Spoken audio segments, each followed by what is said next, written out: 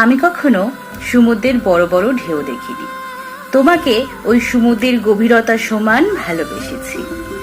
আমি কখনো পাহাড় দেখতে যেতে পারিনি, তবে পাহাড়ের উচ্চতার থেকেও বেশি ভালোবেসেছি।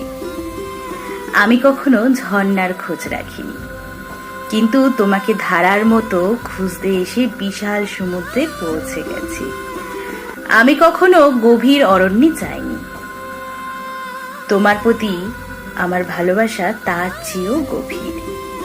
কিন্তু তুমি বুঝেও বোঝনি, পাহাড়, সমুদ্র, অরণ্য আমাদের পথ চলার সাক্ষী না থাকলেও সাক্ষী আছে তোমার পাড়ার সেই গরম চা, যার একটি ফু তুমি দিয়েছিলে।